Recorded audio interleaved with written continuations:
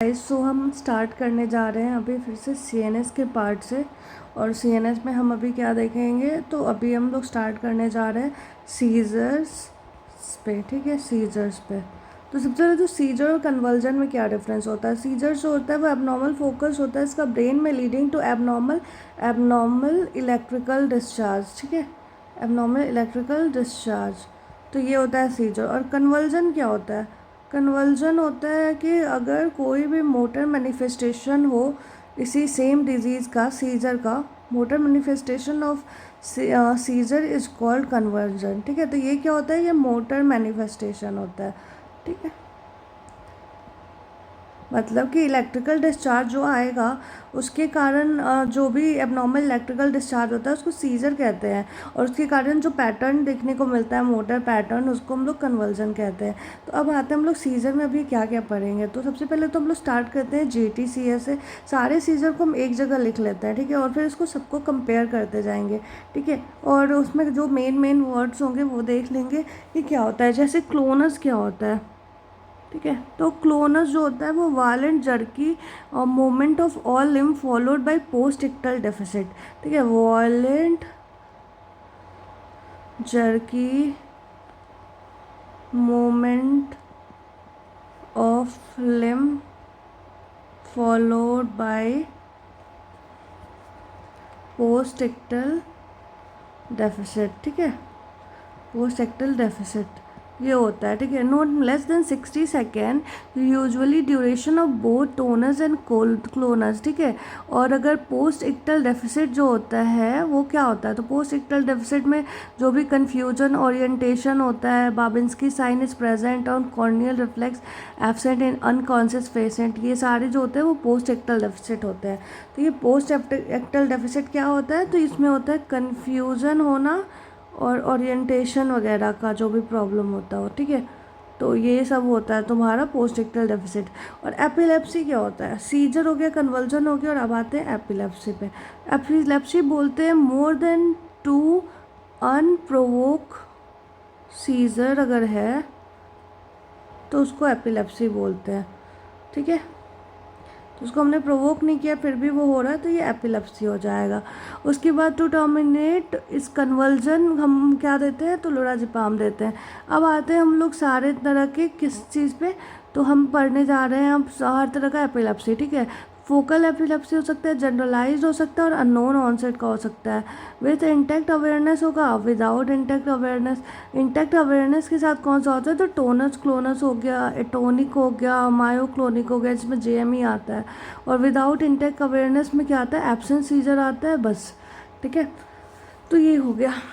उसके बाद और क्या हम लोग जानते हैं, तो उसके बाद इन सब में कुछ कुछ जो चीज़ें होती हैं वो सब देखते जाएंगे। ठीक है, कि किसका फोकल ऑनसेट होता है, तो फोकल ऑनसेट जो होता है वो टोनिक, क्लोनिक, एटोनिक और मायोक्लोनिक का होता है। जनरलाइज ऑनसेट जो होता है वो किसका होता है, तो मोटर में टोनिक क्लोनिक का होता है, और नॉन मोटर में एब्सेंट सीजर का होता है।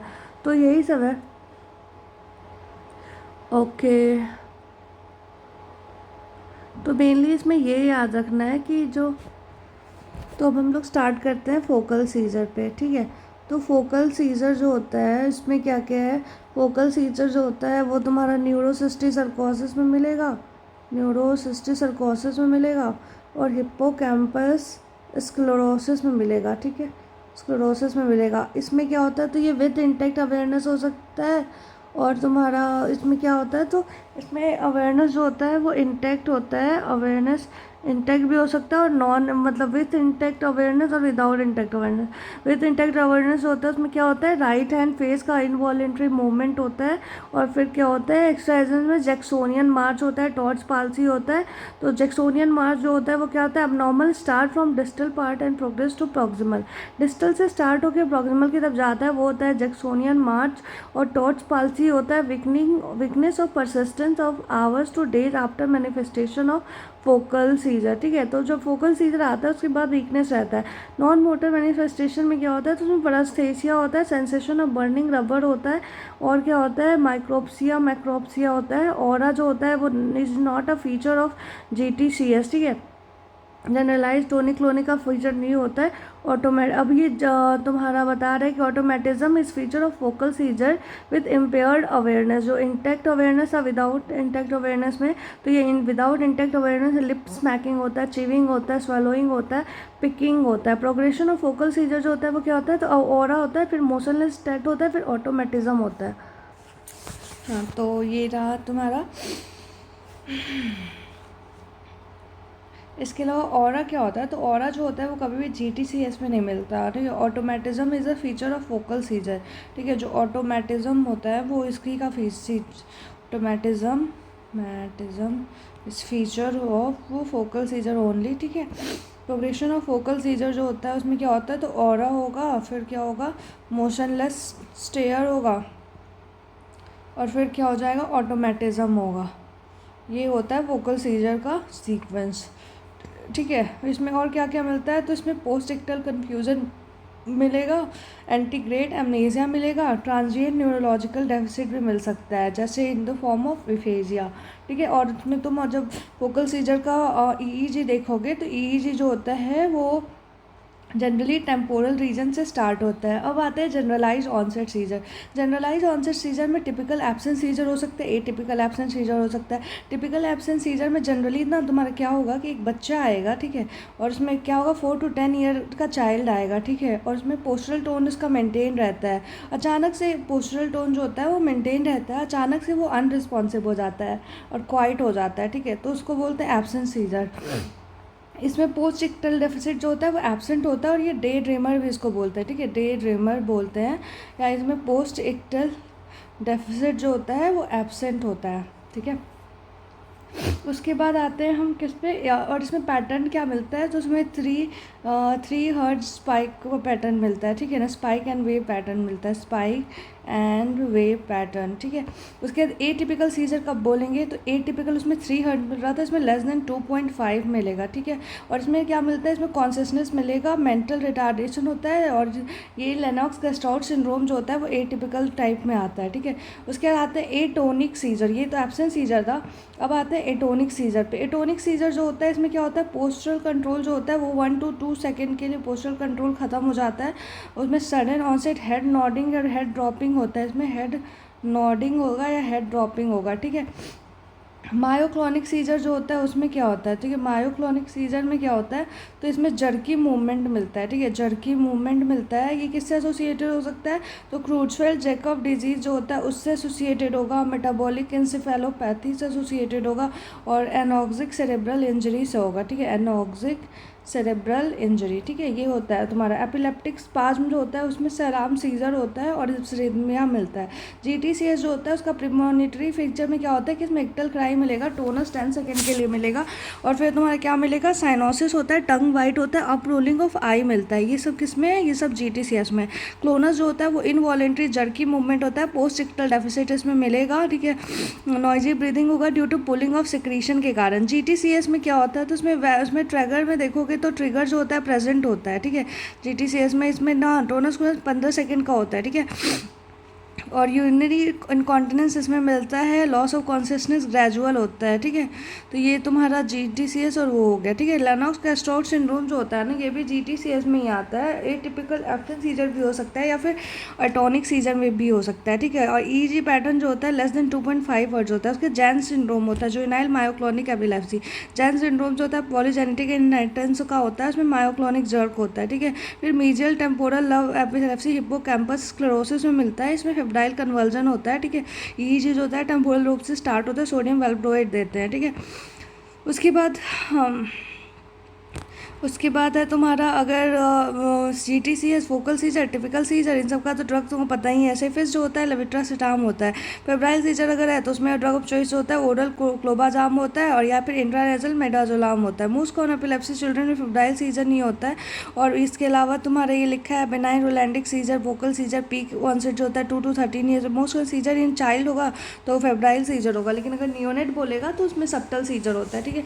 और तुम्हारा समरी क्या निकला, तो 3 हर्ट्ज से कम है तो absence is atypical type, less than 2.5 है तो एटिपिकल से 4 to 6 है तो जुवेनाइल मायोक्लोनिक एपिलेप्सी, पीरियोडिक सार वेव कॉम्प्लेक्स है तो जो क्रूचफेल जैकब डिजीज हो गया, ट्राइफेजिक वेव है तो हेपेटिक इंसेफेलोपैथी हो गया, ठीक है। तो ये सारे फीचर्स होते हैं जो इसमें मिलते हैं। सब एक्यूट स्क्लेरोजिंग पेनिनसुलाइटिस में भी पीरियोडिक सार वेव कॉम्प्लेक्स ही मिलता है, ठीक है। तो क्रूचफेल जैकब डिजीज और सब एक्यूट इंसेफेलाइटिस इन दोनों में क्या मिलता है, सार वेव कॉम्प्लेक्स। ट्रैकोमेटोसिस जो होता है, न्यूरोफाइब्रोमेटोसिस जो होता है उसमें एडनोमा सेबेसियम सैग्रिन पैच और सबअंगुअल फाइब्रोमा मिलता है। अर्लीस्ट क्यूटेनियस मैनिफेस्टेशन जो होता है वो एस्लिफ मॉड्यूल होता है, मैक्यूल होता है, ठीक है। स्टर्ज वेबर सिंड्रोम में क्या होता है, तो निमोनिक नाम में ही है तुम्हारा, एस से सीजर होता है, टी से ट्रांसमाइनल नर्व डिस्ट्रीब्यूशन होता है, यूनिलैटरल वीकनेस होता है, आर से मेंटल रिटार्डेशन होता है, जी से ग्लोकोमा, आई से बुकथेलमस होता है, ठीक है। ट्रैम ट्रैक का अपीयरेंस मिलेगा सीटी स्कैन पे। तो ये हो गया। अब आते हैं raised ICP and brain death पे। तो रेज्ड आईसीपी जो होता है जनरली 20 mmHg का प्रेशर जो होता है वो अगर उससे ज़्यादा हुआ 25 mm से तो उसको raised IP for more than 5 minutes. ये ट्रीटमेंट में मैनिटॉल देते हैं, आईवी सलाइन देते हैं और आईवी एस्टाजोलामाइड देते हैं, ठीक है। वेंट्रिकुलेक्टमी वेंट्रिकुलोस्टोमी कर सकते हो, वैसो प्रेशर दे सकते हो, नॉरएड्रेनालिन वगैरह दे सकते हो, ठीक है। वैसोजेनिक एडेमा है, पोजिशनिंग करोगे और फिर वो हो जाएगा, ठीक है। ब्रेन डेथ में तुमको बहुत सारा रिफ्लेक्स होता है जो कि उतना इंपॉर्टेंट नहीं है तो उसको हटा देता है। अब आते हैं हम लोग किस पे, तो ऑर्गन ट्रांसप्लांटेशन का जो टीम होता है उसमें leading causes of organ transplantation, heart में डीसीएम होता है, लंग्स में आईएलडी होता है, लिवर में हेपेटाइटिस सी होता है, किडनी में नेफ्रोपैथी होता है, ठीक है। बस यही है। उसके बाद आते हैं इंट्राक्रेनियल स्पेस ऑक्युपाइंग लीजन पे। इंट्राक्रेनियल स्पेस ऑक्युपाइंग लीजन में neurocysticercosis seen in both non vegetarian vegetarian by vegetables from faecal contaminated, ये टिनिया सोलियम से जाता है। सिस्टिक सर्कोसिस सेलोजी होता है, सिस्टिक सर्कोसिस रेसिमोज होता है। सेलोजी जो होता है वो पैरेन्काइमल इन्वॉल्वमेंट करता है, रेसिमोज जो होता है वो वेंट्रिकुलर मूवमेंट करेगा तो उसका हाइड्रोसिफेलस होगा, ठीक है। जनरली कैबेज और लेट्यूस वगैरह में ना ये इसका जो वर्म होता है वो मिलता है जिसका अंडे के कारण लोगों को इन्फेक्शन होता है। लंबर पंक्चर करोगे तो उसमें ना CSF करोगे, immunoblot for NCC antigen. Imaging modality में क्या होता है, गैडोलियम एनहांस्ड एमआरआई करते हैं। हाइपो इंटेंस लीजन जो होता है वो साइक्युलर स्टेज जो होता है, मल्टीपल ब्लैक स्पॉट होता है, in some cases scolex present as central white, ठीक है ना। कभी कभी इसमें सेंट्रली स्कॉलेक्स प्रेजेंट होता है, इसके यहाँ सेंट्रली वाइट दिखता है, ठीक है। कैल्सिफाइड वो भी हो सकता है, कैल्सिफाइड नोडुलर स्टेज होगा तो उसमें एडेमा और कैल्सिफिकेशन मिलेगा। रिंग इनहैंसिंग लीजन होता है only seen in tuberculoma where it single and large lesion स्टारिस का अपीयरेंस। तो ये रिंग इनहैंसिंग लीजन जो होता है वो ट्यूबरकुलोमा में मिलता है, ओके। उसके बाद आते हैं एक्सरे में, देखो तो बायोलेट्रिक्समेट्री में तुम्हारा राइस ग्रेन कैल्सिफिकेशन होगा, ठीक है। ट्रीटमेंट में क्या करता है, डेक्सामेथासोन एल्बेंडाजोल देते हैं। अब आते हैं ब्रेन ट्यूमर पे। ब्रेन ट्यूमर में बहुत सारा ट्यूमर होता है, ओट सेल कैंसर होता है, कैसिनोमा, ब्रेस्ट मैलिग्नेंट मेलानोमा, ये सब मेटास्टेसिस चला जाता है। प्राइमरी मैलिग्नेंट ट्यूमर बोलेगा तो ग्लायोमा होगा।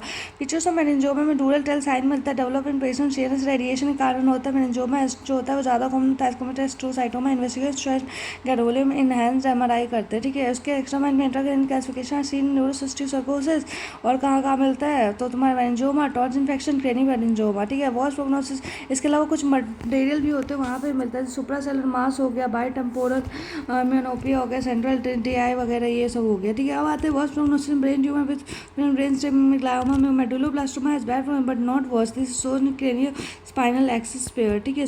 तो ये तो ठीक है।